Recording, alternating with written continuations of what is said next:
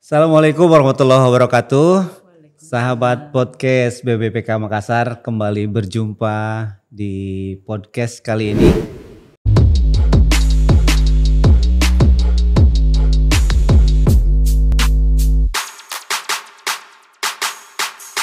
Dan alhamdulillah di hadapan kita semua sudah hadir Ibu Ana Kurniati, SKM MAPPSD ya, MAPSD. Beliau ini adalah Direktur Pendayagunaan Tenaga Kesehatan, Direktorat Jenderal Tenaga Kesehatan, Kementerian Kesehatan.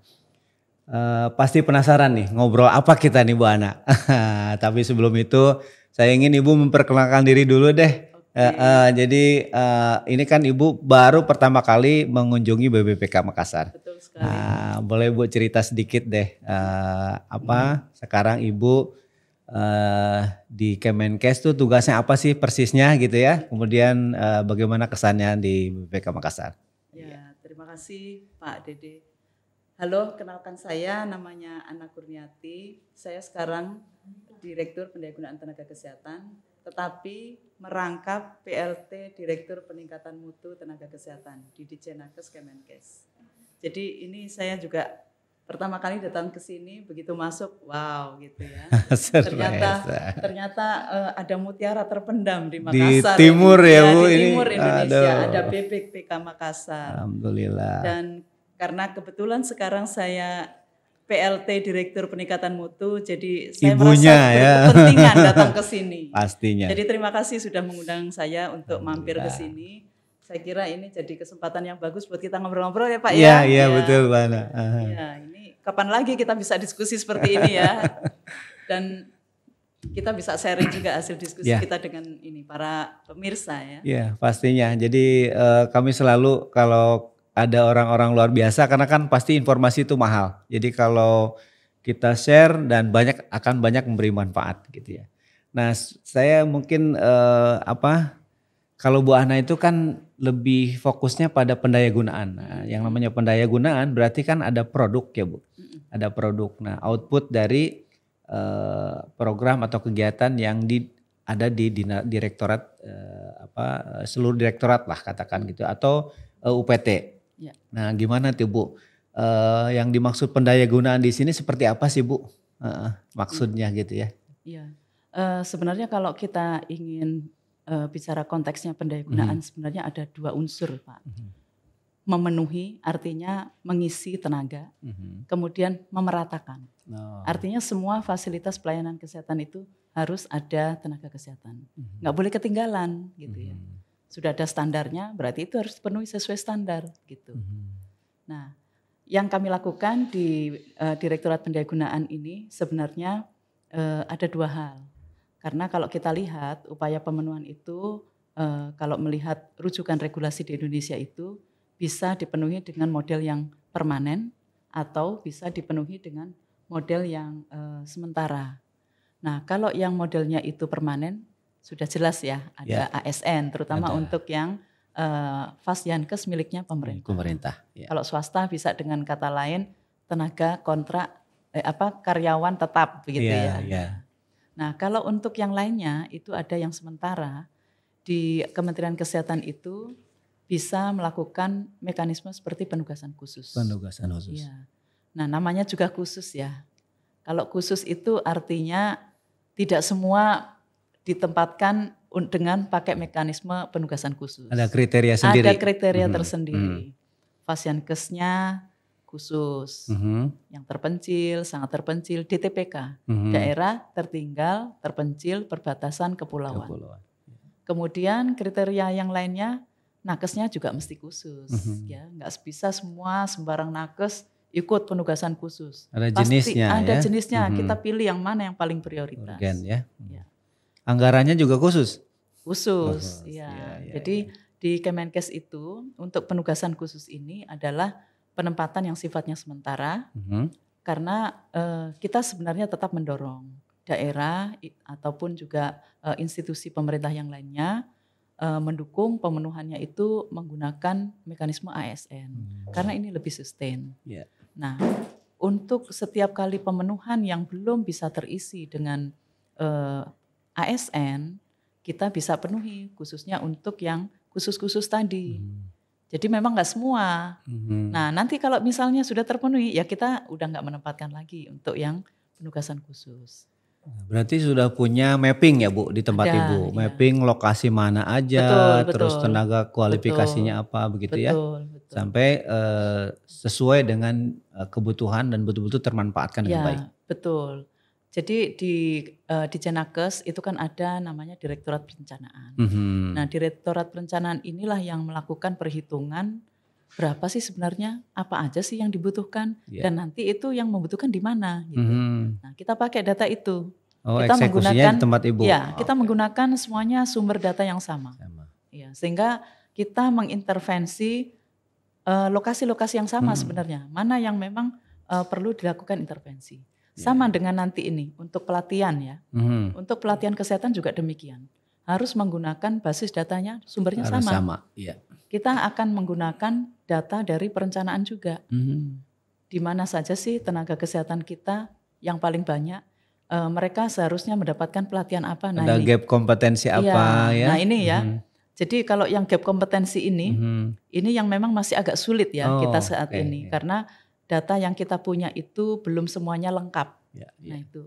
Sedangkan kalau melihat gap kompetensi kan harus melihat ke individu. Iya, udah sampai personal itu. Sampai ke personal. Iya. Nah, selama data yang gap kompetensi itu belum ada, kita akan melakukan gap kompetensi itu dari sisi program. Dari sisi program. Ya.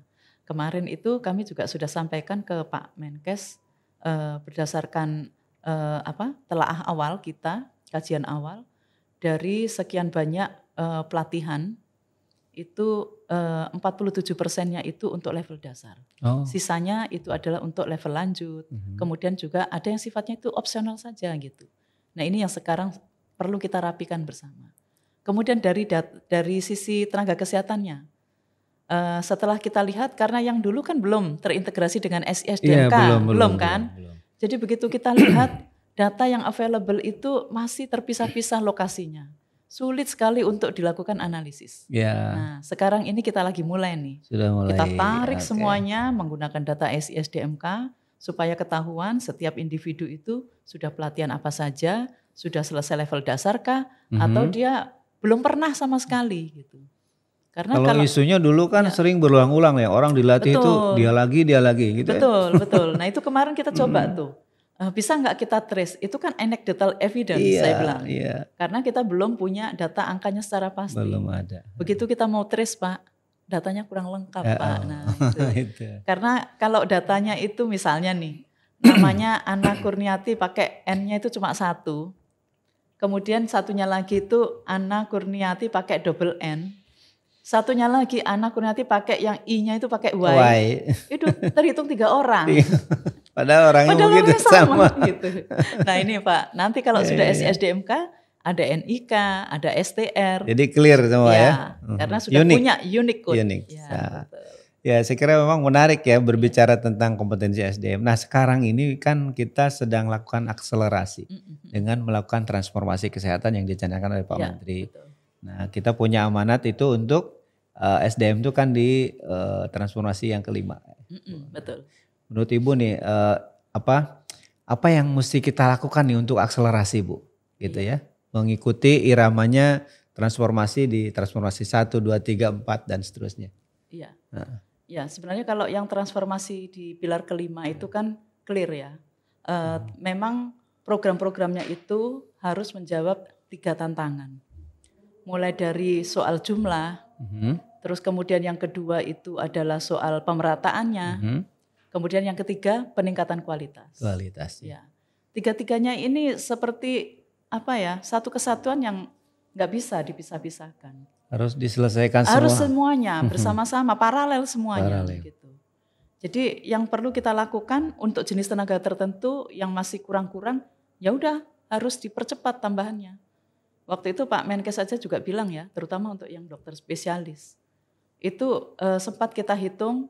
Untuk spesialis tertentu ternyata kalau menggunakan cara yang konvensional melalui model pendidikan yang sekarang, ternyata waktu untuk bisa memenuhi mencapai target rasio yang kita tentukan. Yang sesuai standarnya? Yang sesuai ini ya, standar dari baik mengikuti yang dari Bappenas maupun juga dari WHO.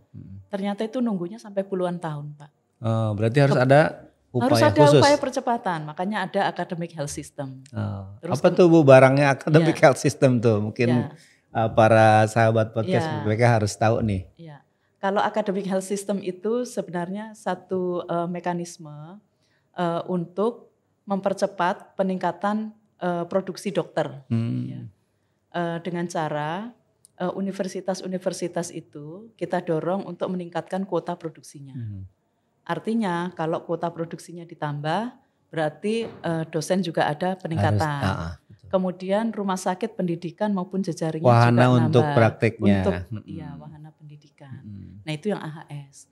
Kemudian Pak Menkes sekarang ini juga sedang merintis untuk yang pendidikan dokter spesialis itu dengan pola yang tidak hanya satu seperti sekarang ini university based, tetapi menggunakan pendekatan yang sedikit berbeda, tetapi menjamin bahwa standar kompetensi yang dipakai adalah sama, yaitu dengan model college based. College based itu kelebihannya apa sih Bu? Karena pendidikannya itu sudah langsung ditarik di rumah sakit pendidikan. Jadi dia seperti orang bekerja saja? Iya, sambil seperti bekerja. Experience mereka lebih ini justru ya? Jadi seperti model residensi, seperti yang di beberapa negara maju yang lain, yang memang mereka pendidikannya basisnya adalah hospital. Gitu, berarti kan itu malah lebih bagus karena sesuai dengan kebutuhan di lapangan ya? Iya, keterampilannya, skillnya juga ya gitu ya? Nah itu dari sisi jumlah. Nah sekarang ini sisi pemerataan juga begitu. Baru tahun kemarin kan Kemenkes itu bisa menggandeng Kemenpan, kemudian BKN, menggunakan satu sumber data SISDMK, sehingga semua orang yang mau mengikuti seleksi P3K, mau nggak mau harus update dulu SISDMK-nya. Kalau nggak update itu nggak bisa dapat informasi, nggak dapat nggak bisa ikut seleksi. Nah, sekarang modelnya seperti itu. Dipaksa untuk masuk ke situ. Jadi harus ada satu data, kalau nggak selesai-selesai. Kemudian di luar itu baru yang kemudian kita penuhi oleh pusat. Gitu. Nah sekarang kan isunya kalau soal distribusi nih, Bu,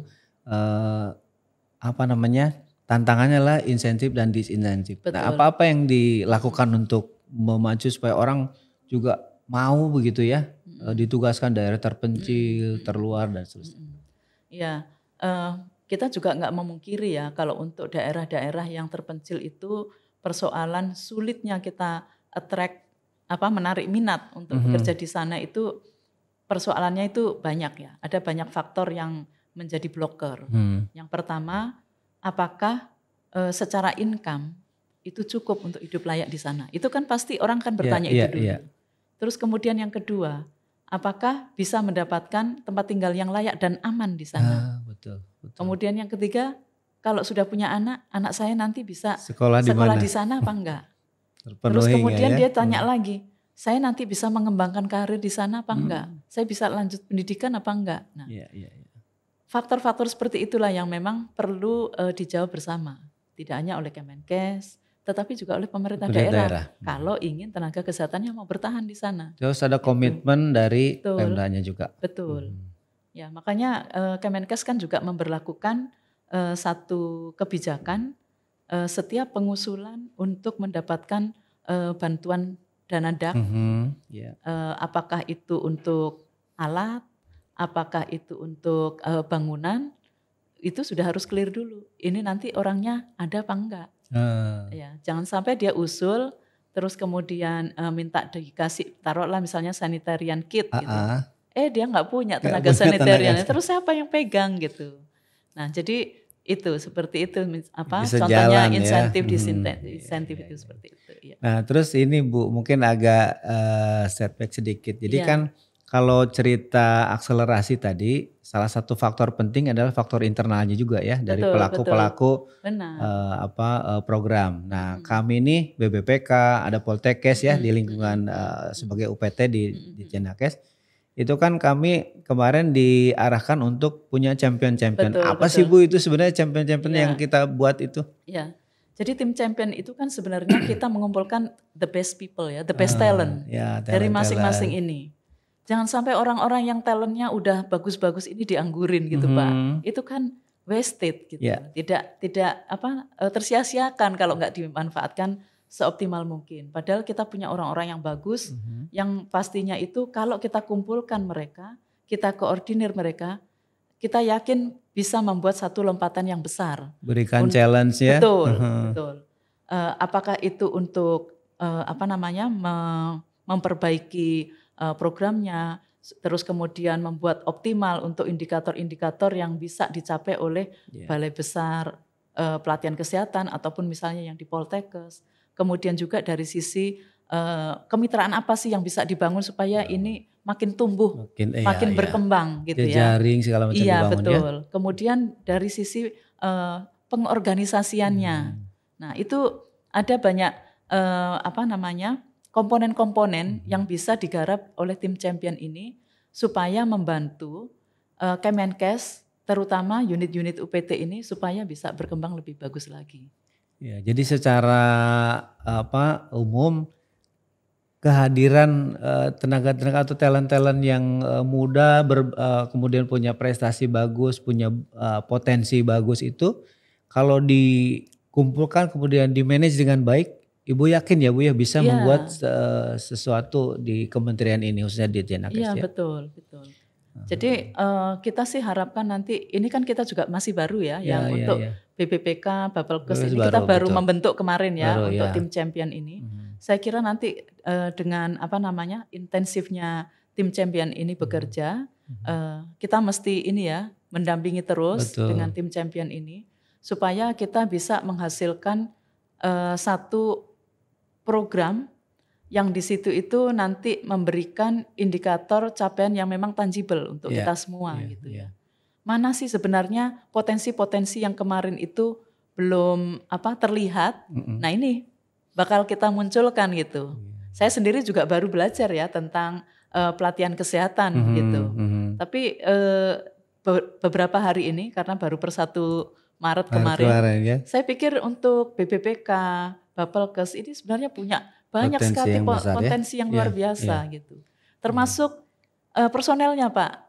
Jadi kemarin itu waktu kami lagi di filter menyeleksi untuk yang masuk tim champion ini, kita juga amazed loh. Oh ternyata ini banyak juga yang bagus-bagus ini. Kemana aja mereka selama ini? Mungkin karena nggak ada panggung ya, jadi nggak kelihatan. Betul.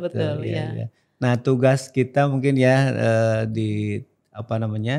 sebagai di manajemen ya, bagaimana memberikan panggung kepada mereka, kemudian mereka bisa mengaktualisasi diri secara optimal. Gitu Iya. Karena saya kira kan ini ya, mungkin sebelum ini mereka sebenarnya juga sudah punya, apalagi kalau Widya Iswara misalnya seperti itu ya, atau dosen gitu ya. Mereka sudah semua mengaktualisasikan diri masing-masing sesuai profesinya. Ya. Tetapi mungkin belum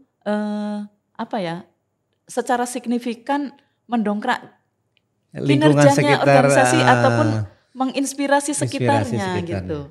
Nah melalui tim champion ini kita harapkan akan lebih banyak lagi dengan terinspirasi dari para champion ini, teman-temannya itu yang talentnya bisa kita tonjolkan itu lebih banyak lagi. Berarti mereka dikasih tantangan ya. Betul, seperti agent of change ya.